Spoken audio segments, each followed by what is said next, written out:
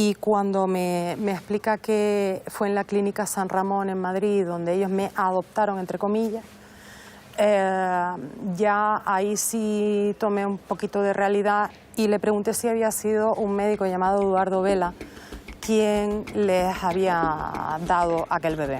Y cuando me dijo que sí, ahí ya sí tuve un problema. ¿Pagaron por ti? Sí, 180.000 pesetas a plazo.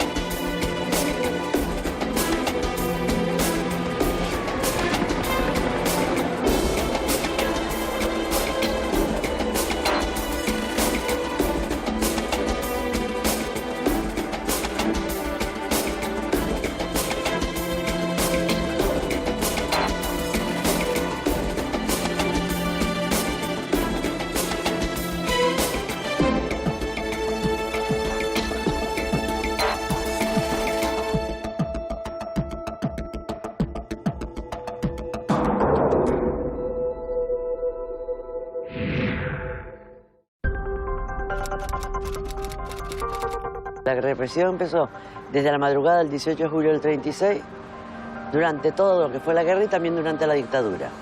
De hecho, en Canarias se habla de unos 6.000 desaparecidos. Cada vez que tocaban en la puerta ya él se tenía que esconder y todo el mundo asustado porque claro, no hay nadie de la calle ni nada, sabía nada. Estuvo escondido de los 22 hasta los 31 años en el Hierro, ¿no? Entonces, bueno, pues allí pues, se puede imaginar el sufrimiento de pasarse la juventud, porque fíjense qué edades, escondido entre cuevas. Determinados mandos militares tenían órdenes expresas del gobierno sublevado, que en este momento, esos años, en esos meses estaba en Burgos, de hacer ejemplares ejecuciones. Hay poca voluntad porque si no, por ley, ya se hubiesen excavado lugares donde se saben que hay muchas víctimas.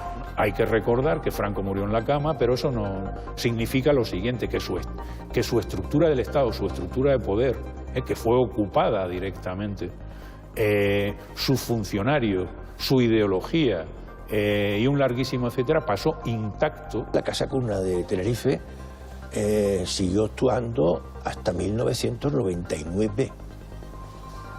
Está bien, ¿eh? 60 años. A muchas familias se les entregaron pues ataúdes o no conteniendo nada o conteniendo pues otras cosas distintas al cadáver de su recién nacido. Sí sabía y sospechaba que había un entramado. Lo que no sospechaba en aquel entonces es que iba a ser tan complejo y tan extraordinariamente difícil acceder a la documentación oficial. Yo siempre tuve una especie de sospecha de no ser hija biológica de mis padres y la verdad es que es algo que nunca me causó mayor problema, pero un día en una consulta médica a mi madre se le escapa, vamos a decir, que nunca había dado luz. 40 años de dolor no se superan fácilmente y pese a que la dictadura ya es cosa del pasado, sus sombras aún nos persiguen. Hoy, en Canarias en Portada, recordamos algunas trágicas consecuencias que dejó en el archipiélago este nefasto periodo histórico.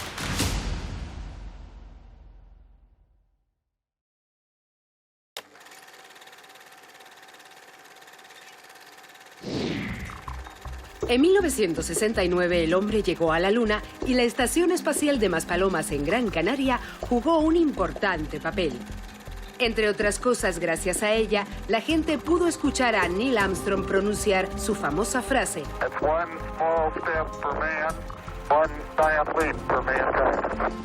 para saltos, los que dimos los españoles cuando Salomé ganó Eurovisión con su Divo cantando. Aunque siendo sinceros, hubo un cuádruple empate. En Woodstock, 500.000 de personas asistía a un festival mítico, mientras en Los Ángeles los miembros del culto de Charles Manson mataban a 5 personas, entre ellas Sharon Tate.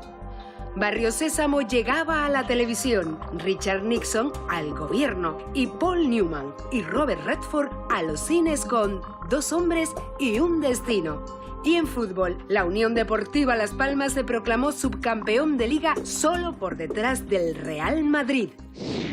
1969 fue también el año en el que el gran canario Pedro Perdomo volvió a ver la luz del sol después de 3 décadas oculto en zulos que construyeron sus hermanas en casas como esta para que se escondiera de la Guardia Civil cuando estalló la guerra del 36. Pedro fue uno de los muchos topos que tuvieron que vivir bajo tierra durante la dictadura para poder salvar la vida.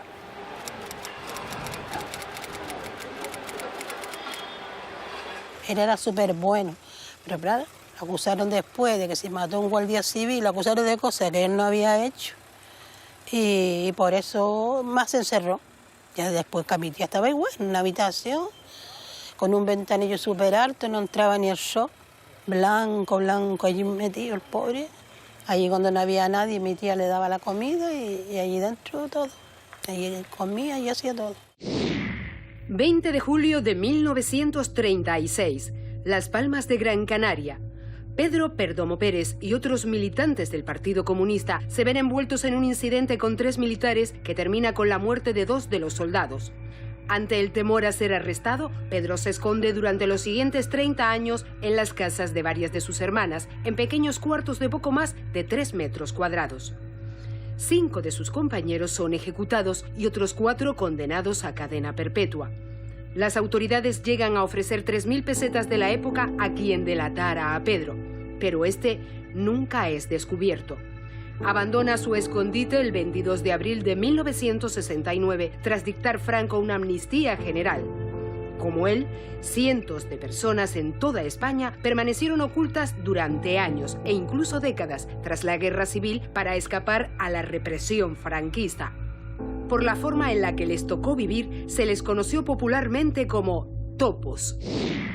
Paquina, es usted la sobrina de Pedro Perdomo. Nací con él y hasta los 6 años que murió mi madre, ya cuando se fue de mi casa. ¿Y cómo eran los días? ¿Cómo eran esos días de convivencia en esa casa con un tío al que llamaban Roque? No le llamaban Pedro Roque, para sí. que no fuera... Hombre, pues fatal, porque cada vez que tocaban en la puerta ya él se tenía que esconder y todo el mundo asustado, porque claro, no hay nadie de la calle ni nada, sabía nada, nadie, nada más que nosotros y mis tías, porque ni siquiera mis primos, algunos de mis primos no lo sabían. Mi padre nos decía que no se podía decir, incluso nos llegaban a preguntar. A mí me llegaron a preguntar, ay, tu tío, yo no sé qué fue de tu tío, ¿tú te acuerdas de tu tío? Yo le digo, yo no sé, a mí me han contado, pero no sé, yo no lo conocí. Dice, no, a mí me da que a él lo mataron o algo. Y yo sabía que estaba en mi casa, pero mi padre desde pequeñita nos dijo eso. Y nadie supo nada, nadie. De hecho, yo me casé y nunca le dije a mi marido, tengo un tío escondido, ni mucho menos. Cuando él salió, ya mi marido había muerto.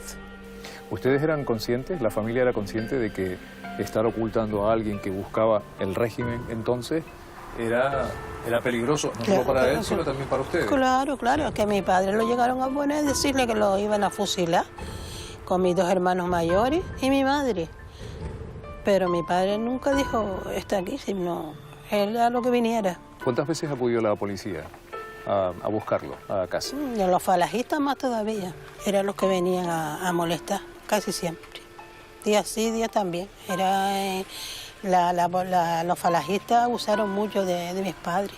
Así se murió mi madre súper joven y enferma, y de todo lo que pasó. Incluso le rompían hasta la puerta de la calle y montones de cosas que le hacían, le tiraban la comida, todo eso para que hablara.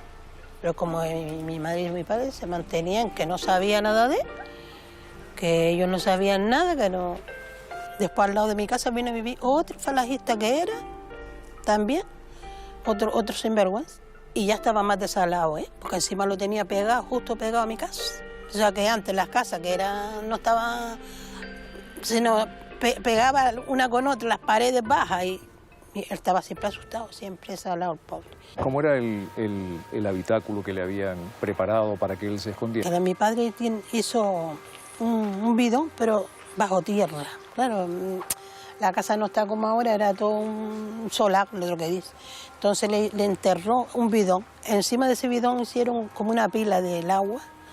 Claro, es una pila fija que nadie iba a sospechar que iba a estar ahí debajo. Claro, pues después eso fue abrirle un agujero por allá, por donde él podía respirar. Y pusieron un mueble, pero como ellos nunca se percataron, sí, miraban, pero como lo que veía era un mueble, tampoco nunca intentaron rodar nada ni nada. Pues no lo veían allí, y eso, ¿dónde va a estar? Usted era, de su sobrina, la que más tiempo pasaba con él, en esos momentos en los que él salía. Mi hermana y yo es que estábamos siempre con él. ¿Y de qué hablaban? Pues siempre jugando con nosotros, el pobre era diciéndonos boberías. Decía cuentos, nos decía boberías. Él era súper bueno, cariñoso. Él nos adoraba, pero él no vivía sino en un sobresalto.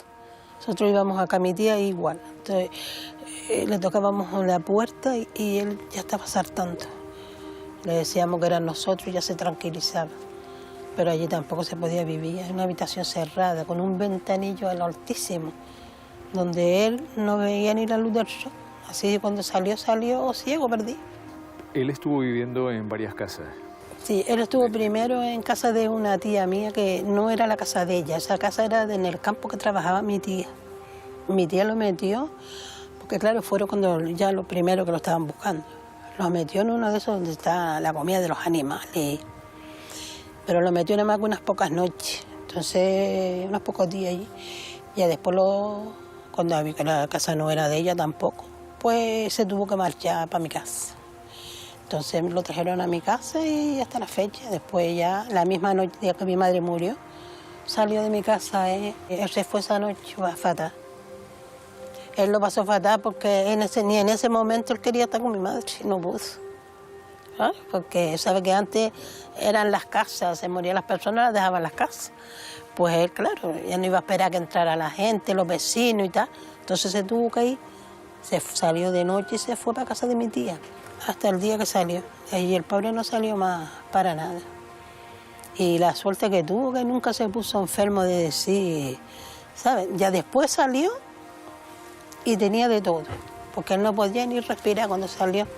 Yo creo que de estar encerrado siempre, y ya empezó como si fuera asma, ¿sabes? Asfixiado, no veía casi nada, no veía.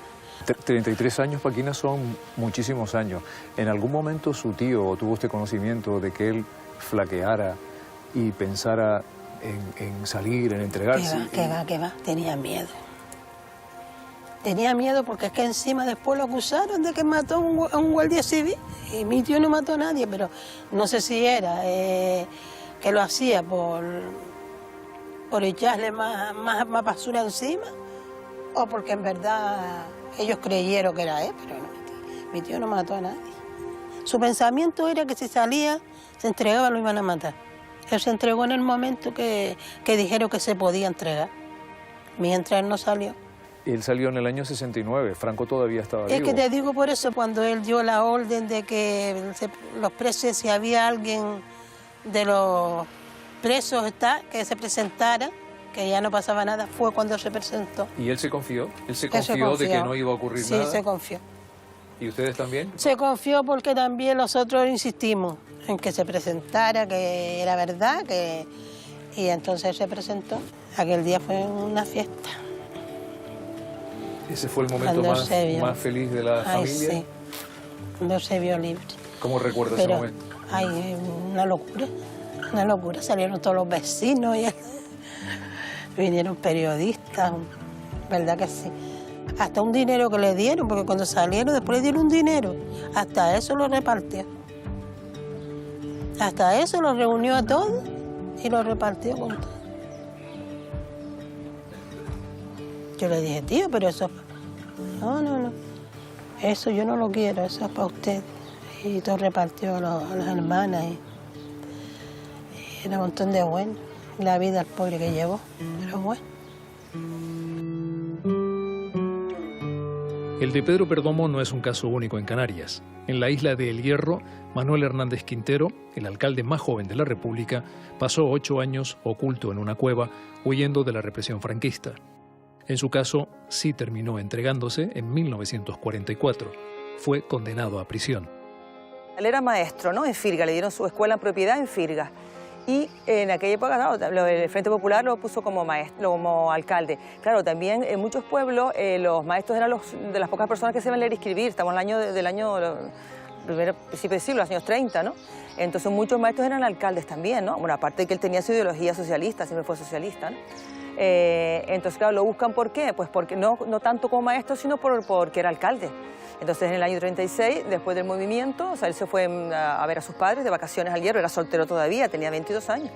Y entonces ahí un señor fue a avisarlo en el barco y se cuenta que ni internet, ni aviones, el aeropuerto todavía no existía en la isla del Hierro, ¿no? Fue a avisar que se escondiera porque o sea, había desaparecido el teniente alcalde y el secretario del ayuntamiento de Firga. Claro, él pensó que iba a ser una cosa de días, o a lo mejor de días, que eso pasó a ser casi 9 años, ¿no? Estuvo escondido desde los 22 hasta los 31 años en el Hierro, ¿no? Entonces, bueno, pues allí pues se puede imaginar el sufrimiento de pasarse la juventud, porque fíjense qué edades, escondido entre cuevas y luego, bueno, también una parte del tiempo estuvo en su casa, en un suelo que hicieron debajo de casa de sus padres. Cuando mi padre se escondió, mi madre tenía 9 años, porque mi padre y mi madre se llevaban 13, ¿no? Mi madre 9 y él 22, claro, mi madre una niña, ¿no? Lo que pasa es que mi madre era muy amiga, mi padre tenía 3 hermanas más pequeñas que él y era muy amiga de las 2 pequeñas que eran de su edad. Y entonces, pues ella pues iba a casa de de los vecinos, ¿no? Y jugaba con las hermanas y tal y cual. Y ahí pues fue cumpliendo años hasta que cuando tenía 14, 15 años, mi padre ya llevaba escondido pues 6. Entonces, claro, ya la vigilancia se relajó como un poquito, ¿no? Ya estaba Franco asentado y tal. Y entonces en su casa hicieron un zulo y entonces él se pasaba temporadas allí en su casa. Mi madre, claro, iba por ahí a ver a sus amigas y entonces mi padre la estaba mirando a través de una ventanita, ¿no? Pues la veía en el salón jugando, y claro, tenía 14, 15, mi padre pues 20 y pico, hacía años que no estaba con una mujer, porque claro, y esa edad, y se fue enamorando de ella, y claro, mi madre no tenía ni idea, ¿no? Y en una de estas pues estaba ella sola ahí, él apareció y bueno, estuvo hablando con ella, le dio un abrazo, tal cual, y ahí empezó con la historia. Empezaron a escribirse cartas, claro, y los padres de ella no sabían absolutamente nada, porque le dijeron, por favor, no digas nada, tal, porque nadie sabía que estaba él ahí. Y luego así pasaron años, hasta que luego ya pues su madre vino a Las Palmas y contactó aquí con autoridades militares y bueno, al final salió un indulto, estuvo en la cárcel un tiempo y luego ya, bueno, ya se casó con mi madre, nació mi hermano, el mayor, y ya vinieron para Las Palmas. Yo pienso que como no tenían ningún tema delictivo ni nada, pues estuvo unos meses de cárcel y luego, claro, no lo fusilaron ni nada, ¿no?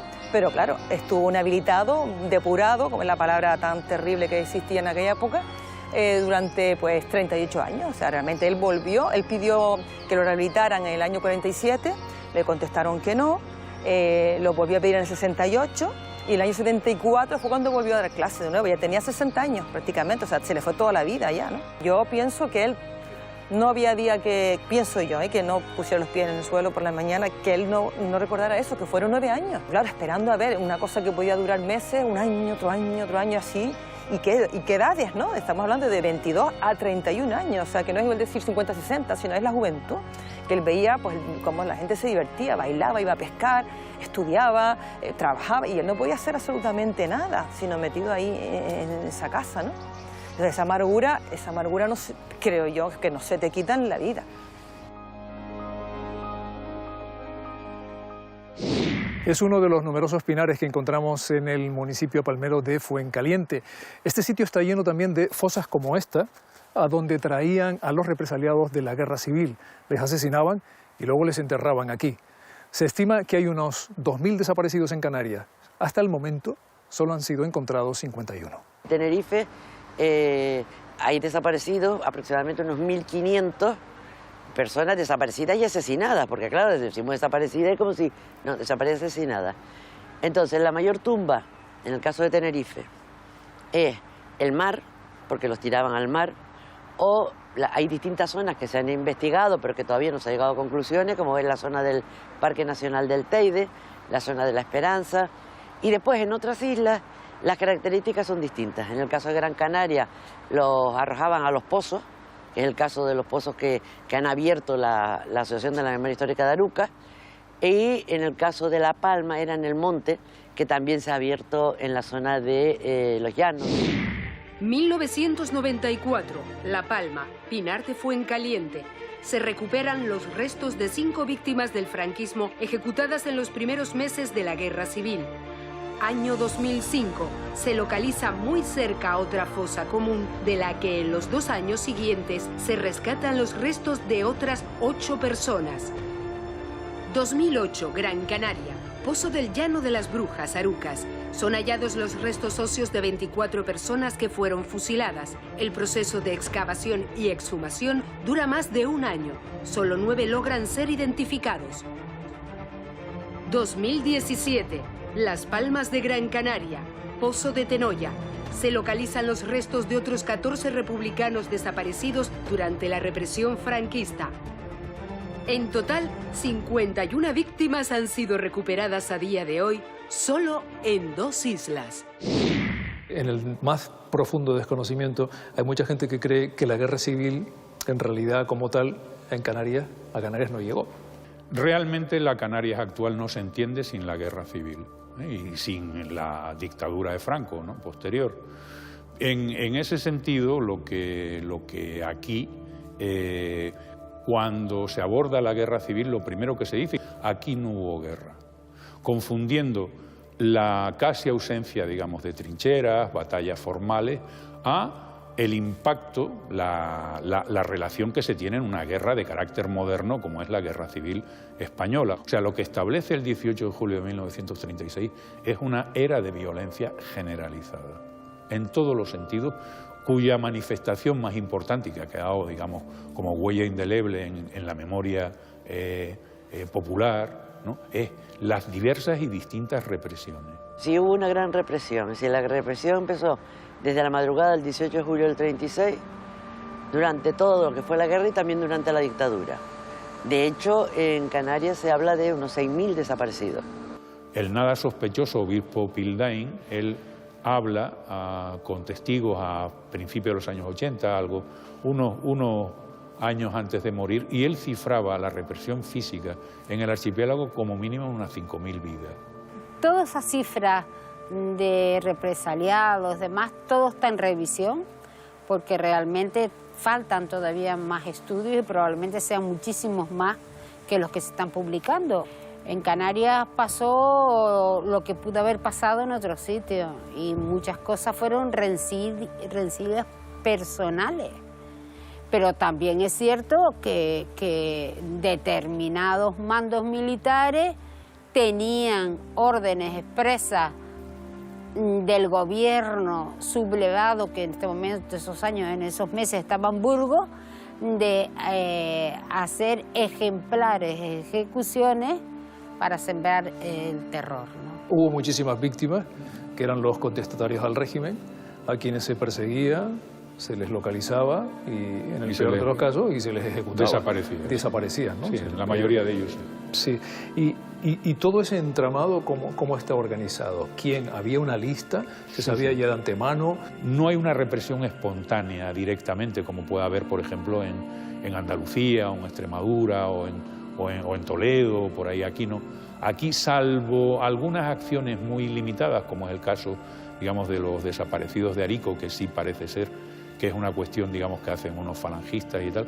De resto, aquí, digamos, el poder decide a quién, cuándo, cómo se ejecuta y de qué manera se ejecuta, porque en ese sentido la represión física se organiza de 2 formas. Una, digamos, a través de la jurisdicción de guerra, en concreto, que es la mínima, que hay unos 72 fusilados hasta 1942, y otra, pues, es la de los desaparecidos, margullados, apotalados, etcétera, ¿no? Y esa está organizada directamente, pues, por la jerarquía militar, que era la que tenía el poder. Paso Alto se convirtió en una prisión el día cuando estalla el golpe de Estado, el 18 de julio del 36. Aquí abajo, en la celda estaba, pues, tenían al gobernador civil, el señor Vázquez Moro, al secretario del gobernador civil, el señor Navarro, al alcalde de Buenavista, el señor Camejo, a mi abuelo, y entonces los tenían aquí y después los llevaban a otra prisión que era mucho más grande, que era una especie de campo de concentración, que era Faife. Faife era, y los llevaban a hacer trabajos forzados allí y los volvían a traer. En el caso de mi abuelo, por ejemplo, en el caso del gobernador y en el caso del secretario, como los detuvieron en el gobierno civil, les hicieron un juicio que ellos llamaban sumarísimo, pero no era un juicio sumarísimo, era una auténtica, digamos, un teatro para simplemente condenarlos y fusilarlos. Y a mi abuelo lo trajeron a Faife y el 2 de octubre, por ejemplo, a él le abrían la puerta de la celda para ver si es capaz de poderle aplicar la ley de fuga. Entonces, el 2 de octubre lo vinieron a buscar y le dijeron que iban a llevarlo a su casa. Unas personas que él conocía, que eran de derecha. Y ese 2 de octubre lo desaparecieron, lo asesinaron y lo desaparecieron. La cima de Ginamar, los represores, los que triunfaron tras el golpe militar en la guerra civil, pues lo utilizaron para vengarse y despeñar por aquel sitio a republicanos, gente que defendía la legalidad democrática, o comunistas, republicanos, o gente sencilla que reivindicaban cuestiones campesinas, porque lo que había en aquel tiempo era campesinado. La diferencia de La Palma con otro lugar, en otros lugares de la península, fueron encontradas casualmente, porque estaban haciendo obras, una carretera. Pero esta fue con autorización del Ministerio de Justicia. Tanto es así que en la del 94, la juez y el juzgado, es decir, y el secretario y el agente, que es cómo se constituye un juzgado, esas tres figuras, comparecieron en la fosa común y ellos hicieron el levantamiento del cadáver. Y es así que es la que tenemos por primera fosa común de la guerra civil, de represaliados de la guerra civil, de desaparecidos forzosamente, que es la primera en España. Se desarrollan pelotones volantes, tanto de fuerzas del ejército, la Guardia Civil, guardias de asalto y sobre todo, en el caso de Tenerife, que se levanta de inmediato, las milicias fascistas de la Acción Ciudadana. 10.000 hombres armados hay en Tenerife el 15 de agosto de 1936 en concreto, ¿no? Y entonces las detenciones se producen por miles en esos primeros momentos. En las dos primeras fosas del Pino del Consuelo, la de 1994, se encontraron unos cadáveres con evidentes señales de haber sido fusilados. En nuestra opinión, fueron subidos por detrás del Pino del Consuelo, vivos, probablemente, bueno, con toda seguridad, le hicieron hacer su propia tumba y les dieron un tiro con entrada y salida por el cráneo. En la fosa del 94 aparecieron 5 personas y se dan por identificadas al Gran Canario, afincado en La Palma, Francisco Rodríguez Bentancor, en ese momento alcalde constitucional de Los Llanos de Aridane, y José Ruperto Rodríguez, primer teniente de alcalde también de Los Llanos de Aridane. Ahí se tiraron a gente y hay suficientes testimonios, ya no solamente porque habían vecinos, algún pastor que vivía frente a la cima, que hasta hace poco vivía y daba testimonio de ello, sino porque Jesús Cantero, por ejemplo, que fue presidente de espeleología, ha sacado cráneos que están en el Museo Canario con perforaciones de bala y distinta osamenta humana también. El problema es que es muy difícil encontrar la fosa. En el registro de la cárcel de Los Llanos de Aridane, de esos meses, del 36, después de julio, solamente figura una persona que la hemos dado por desaparecida forzosa. De resto, es decir, el alcalde, el teniente alcalde, todos estos que parece que son casi todos de Los Llanos de Aridane, de la fosa del 94, no aparecen, es decir, ni tan siquiera pasaron por el depósito municipal, sino directamente los tendrían en algún sitio, directamente en camiones para la carretera Fuencaliente y llegar al Pino del Consuelo. En el caso de la búsqueda y de la localización, en los años en que estamos, son fundamentales las informaciones orales, porque son las que te permiten saber dónde pueden haber enterrados, dónde pueden haber tal. Como se negaron a dárnoslas, pues digamos que estamos otra vez volviendo a empezar a esperar a que el gobierno de Canarias, con la nueva ley de memoria histórica, saque la partida presupuestaria para volver a investigar. Nos consta por testimonios directos que en esa cima no solamente hay vecinos de Telde, sino de otros lugares de la isla. Y lo que pedimos es que se excave, que se cumpla la memoria histórica y el Cabildo libere recursos para que la verdad aflore, saber cuántos y quiénes son, porque hay familiares que siguen esperando todavía a esas víctimas desaparecidas. Del tema de la memoria histórica falta mucho por estudiar, falta mucho por saber, y los archivos están ahí. Hay poca voluntad porque si no, por ley, ya se hubiesen excavado lugares donde se saben que hay muchas víctimas, no solamente en Canarias, sino en otros lugares de toda España. En Canarias que no hubo guerra y sin embargo hay cementerios comunes, ya no solamente hablamos de los pozos mencionados, del cementerio de Vegueta, de la cima de Ginamar, en Tenerife hay, en La Palma también existen fosas comunes. Yo creo que la esperanza no se ha perdido, lo que pasa es que piensan que ya vamos una tercera generación, pero sí intentamos mantener ese espíritu vivo de localizar a nuestros asesinados y nuestros desaparecidos, porque además es de justicia. ¿El franquismo está desterrado de Canarias ya? ¿Está superado? No, el franquismo está vivo. O sea, el franquismo está vivo en tanto en cuanto hay que recordar que Franco murió en la cama, pero eso no significa lo siguiente, que su estructura del Estado, su estructura de poder, que fue ocupada directamente, sus funcionarios, su ideología y un larguísimo etcétera, pasó intacto al siguiente régimen, ¿no? Al régimen de la monarquía constitucional parlamentaria. Yo creo que una guerra civil no se cierra nunca. En ese sentido, pues vemos que el franquismo pervive por una serie de costumbres y de aliados que ha tenido y de beneficiarios que ha tenido, ¿no? O sea, el franquismo pues todavía está. Hoy es una residencia geriátrica, pero aquí se encontraba la Clínica San Ramón de Madrid, que estuvo dirigida por el doctor Eduardo Vela entre 1961 y 1981.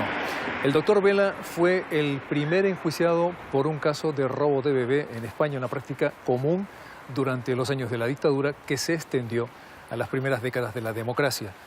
El último caso documentado en Canarias data de 2001. Este caso tenía todo lo referente, a todo lo paradigmático y simbólico que puede tener un caso de bebés robados, entre otras cosas porque es el primero que ha llegado a sentar en el banquillo a un médico por haber entregado un niño, una niña en este caso, a unos padres, a unas personas que no son sus padres. Era el primero y tiene ese efecto indudable, sociológico e incluso técnico sobre los demás.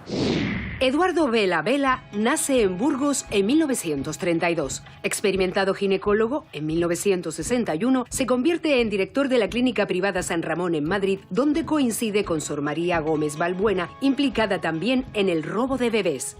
Durante los siguientes 20 años se producen en el centro numerosas irregularidades en torno a recién nacidos que llevan al doctor Vela a ser juzgado en 2018, acusado, entre otros delitos, de detención ilegal, suposición de parto y falsedad en documento oficial. Es el primer y único médico en España en ser llevado a juicio por este asunto. El tribunal le considera responsable de los delitos, pero le absuelve al entender que estos han prescrito. Eduardo Vela muere el 21 de octubre de 2019, dejando tras de sí muchas incógnitas. Se estima que entre 1940 y 1990 fueron robados en España unos 300.000 bebés. En 2017 el nombre de Inés Madrigal saltó a la palestra al tratarse de la mujer que logró sentar al doctor Eduardo Vela en el banquillo de los acusados. Canarias en Portada ha podido hablar con su abogado, Guillermo Peña, para conocer más detalles del caso y del problema de los niños robados en nuestro país. Yo la conocí entonces, cuando se constituyó la asociación SOS Bebés Robados Madrid. Ella fue responsable de tramitar los casos de Murcia, que dirigía ella esa región de Murcia, y me explicó su caso y me sorprendió mucho que lo hubiesen archivado. Decidimos emprender pues, el camino de la nueva denuncia, esta vez ante el juzgado. Sí sabía y sospechaba que había un entramado. Lo que no sospechaba en aquel entonces es que iba a ser tan complejo y tan extraordinariamente difícil acceder a la documentación oficial de nacimientos, hospitalaria, etcétera, para poder rastrear a las personas desaparecidas. Hay obviamente una sospecha en general de que todas esas contradicciones que nos encontramos en los libros de registro cuando aparecen, o en las historias clínicas, al ser cotejadas con el registro civil, de nacimientos, gente que nace 2 veces, gente que muere 2 veces, gente que muere antes de nacer, inscripciones absolutamente contradictorias. Si eso permitiese investigar la trazabilidad de los recién nacidos hasta el final, podría dar lugar a un escándalo de proporciones gigantescas, porque la inmensa mayoría de ellos han nacido en hospitales públicos. Y por tanto el Estado podría tener una responsabilidad subsidiaria, porque estamos hablando de un número de desaparecidos, no sabemos si por error o mala voluntad o una caridad malentendida, pues lo suficientemente considerable como para considerar una cantidad de dinero muy alta, cantidad de dinero que por otra parte nunca fue el objetivo. Porque la responsabilidad penal es la responsabilidad individual y personal del autor material que arrebató al niño solo o en compañía de otros a los padres verdaderos.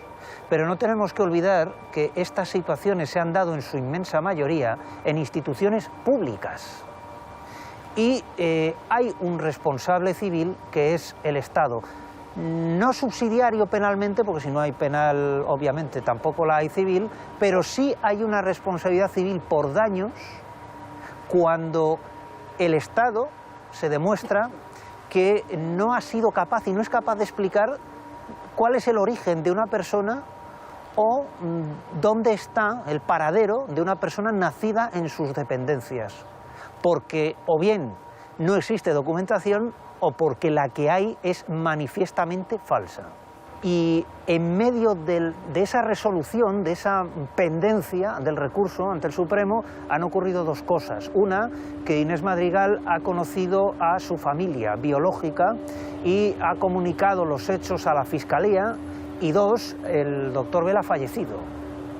Por lo tanto, ¿podría crear sobreseído el caso por extinción de la responsabilidad penal del doctor Vela? Podría ser. No me gustaría que eso ocurriera, porque tengo una conexión muy especial con esas familias y esto es ya una cuestión personal más que un caso técnico. Pero también sería muy torpe si no quisiera ver esa posibilidad, porque técnicamente existe. Si hay alguien que conoce muy bien el tema de los niños robados es Francisco González de Tena, portavoz del colectivo Sin Identidad de Canarias y autor del libro Nos encargamos de todo, sobre el robo y el tráfico de niños en España. Este libro muestra cómo se han destruido archivos, intencionadamente. Hasta ahora ni siquiera la jefa de bomberos me ha podido dar una explicación de por qué se intentó destruir el mismo archivo 3 veces, de forma intencionada, la última vez con elementos de incineración. Entonces quiero decir que hay detrás un interés que sigue vivo en que esto no salga a luz. Familias afectadas, voy a asustar un poco, pero las familias afectadas hablamos de 600.000 familias afectadas en toda España. Por concentración Canarias, porque Canarias empezó mucho antes y terminó mucho después. Que es muy curioso. Canarias es porque tuvo 2 casas cuna, una, digamos, de menor densidad, que es Las Palmas, y otra muy implicada, que es Tenerife. Tenerife, la casa cuna de Tenerife, siguió actuando hasta 1999. Está bien, ¿eh? 60 años. 60 años, no con la misma persona, sino diferentes personas. Entonces, en 1999 hubo una persona, que no voy a decir el nombre, que dijo: se nos ha acabado el negocio. La casa cuna tanto la de Las Palmas como la de Tenerife, sobre todo la de Tenerife, no puede acreditar ni una sola inspección en todos los años de su vida.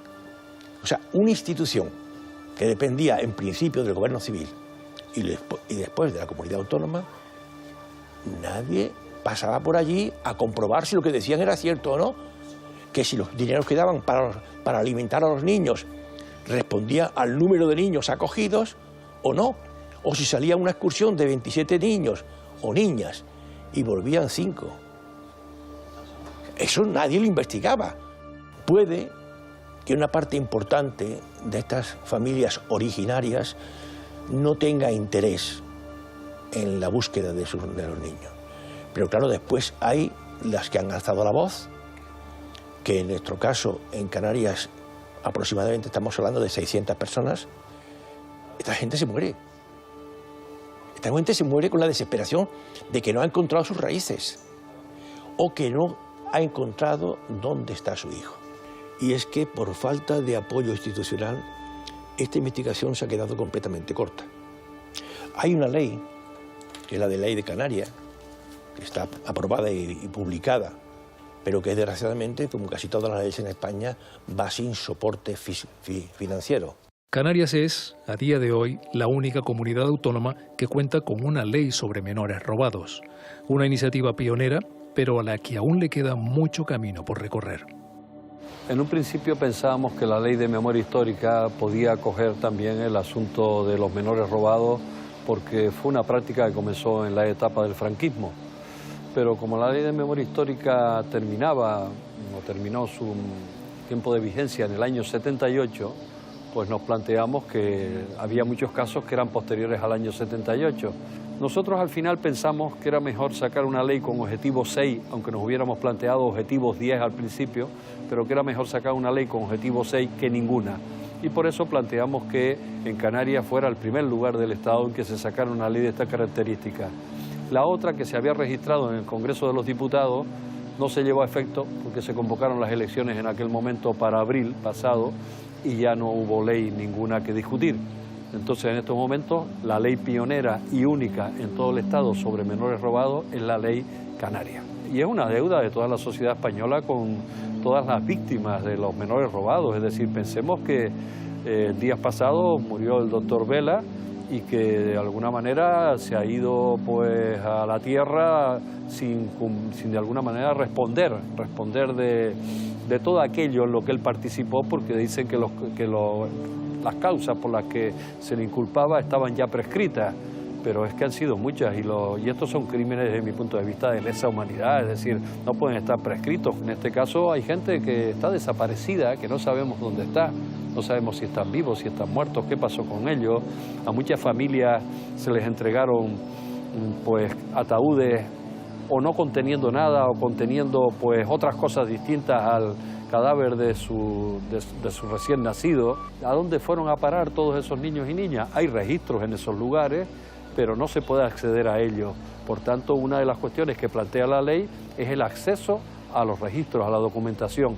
Sabemos que los públicos tendrían que serlo claramente, pero después hay muchos, como las iglesias con las partidas de bautismo en segunda y tercera ocasión, o esos registros de esas propias instituciones, que tendría que haber convenios entre el Estado y la institución privada, la Iglesia Católica, para tener acceso a esos registros. Y muchas de las víctimas están también desapareciendo con el paso de los años, por eso tenemos prisa en que se cumpla con esta deuda con la sociedad y con este sector de las víctimas, porque la gente va haciéndose mayor, va perdiendo la memoria, no se sabe después dónde están, las pistas se hacen más difíciles de conseguir, etcétera. Por tanto, es urgente que haya ese banco de ADN, de alguna manera, que haya un banco de datos público, no que esté solo en manos de asociaciones privadas, sino que a las víctimas se le dé garantía que está desde lo público y no se hace mal uso de sus datos, para poder hacer un seguimiento de la búsqueda de la verdad de todas estas familias, para que se haga justicia en definitiva.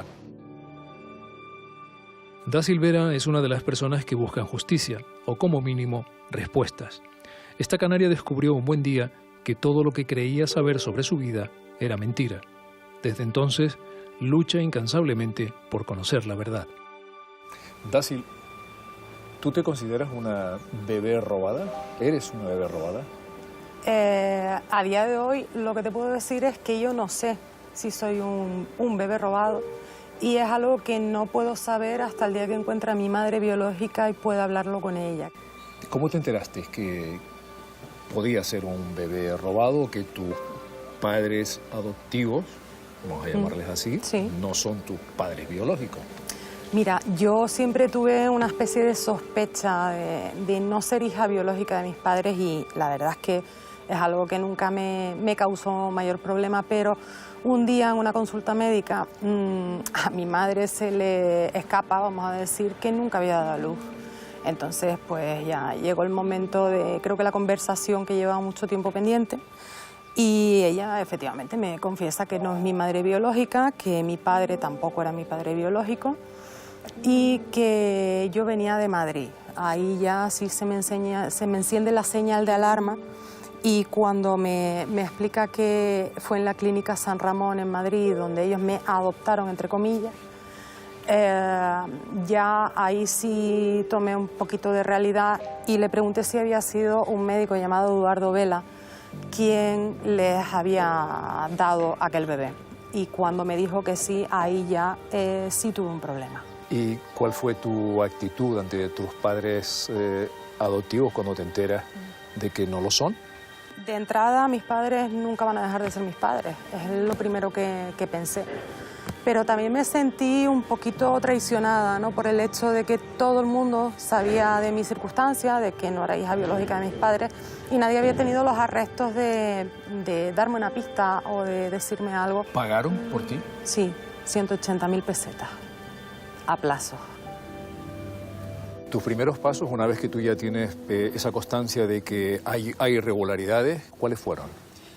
Pues mi primer paso fue rehacer mi mundo, porque se me tambaleó todo. El caos emocional de repente que alguien te diga no eres todo lo que pone en tus documentos, es muy duro. Entonces, quizás fue la primera vez en mi vida que yo no supe controlar un problema que yo tenía. Y ahí entró en juego mi marido, que fue quien contactó con SOS Bebés Robados Madrid. Entendimos que debía ser así. Y gracias a ellos, digamos que pude estabilizarme emocionalmente para poder comenzar con la búsqueda documental por un lado y la búsqueda a través de ADN por otro, que son, digamos, los dos campos a buscar. He llegado en realidad más lejos de lo que se esperaba, porque en los casos como el mío, de niños que vinimos a Canarias desde Madrid, realmente no sabemos dónde nacimos, en qué parte de España o de dónde procedemos. A nivel documental es muy complicado y, sin embargo, a pesar de que mi documentación es falsa, encontré un rastro documental que decía que yo había nacido en Madrid. ¿Has encontrado apoyo en la justicia? ¿Te lo ha facilitado? La justicia tiene un modo de operar excesivamente cuadriculado.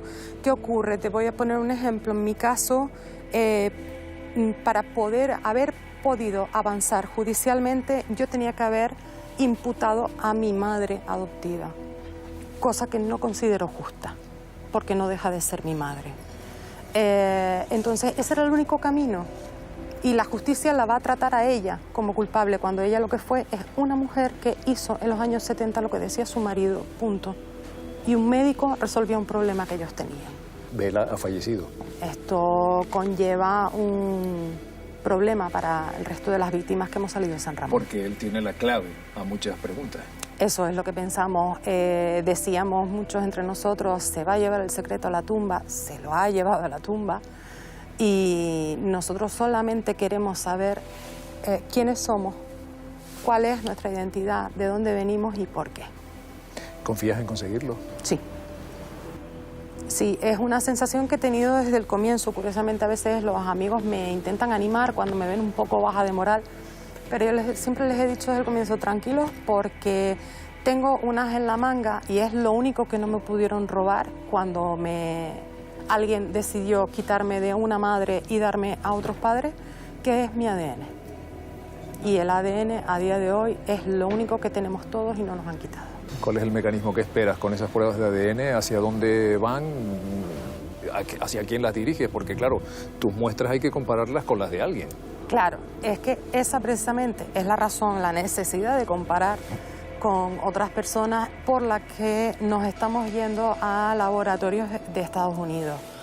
Porque hablamos de bases de datos con personas a lo largo de todo el mundo con las que podemos confrontar nuestro ADN, con un número de marcadores muchísimo más elevado que el que se trabaja en España, incluso en toxicología. Entonces, ¿qué ocurre? Que son laboratorios que tenemos a nuestra mano, lo tenemos a un clic y lo tenemos a un bastoncillo de muestra que envías por correo. Y si al final no encuentras lo que buscas o lo que esperas, ¿habrá valido la pena este camino tortuoso? Sí, ¿y sabes por lo que vale la pena?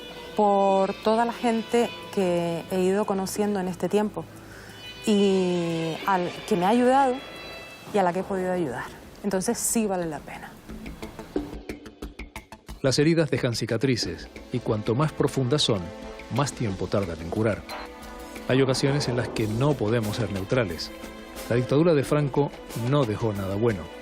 Destrozó la vida de miles y miles de personas que, bien en la calle o escondidas durante décadas en pequeños zulos, aferrándose a la vida, solo podían imaginar qué diferente podrían y deberían haber sido las cosas. Y con todo, esos son los que tuvieron suerte. Los hay que ni siquiera pueden cerrar sus heridas, porque no saben dónde están los suyos, o porque descubren, con horror, que su vida es una mentira, ya que fueron robados, intercambiados como mercancía por el capricho de quienes creían estar por encima de cualquier ley. La dictadura ha acabado, pero sus sombras persisten. No se puede vivir en el pasado, pero tampoco se debe olvidar. Merecemos respuestas, justicia. El único modo de avanzar es dejando que la luz de la verdad entre en nuestras vidas. Falta otra parte, para mí muy importante, que lo recoge la Ley de Memoria Histórica de Canarias. Es el investigar, publicar y transmitir a las nuevas generaciones, decirles la verdad de lo que pasó. Es fundamental que la juventud de Canarias, que estas generaciones que están saliendo, no se les engañe más, no se les diga, no meneen, no, hay que decir la verdad. Y ya son verdades históricas como puños que hay que escribirlas, investigarlas y divulgarlas.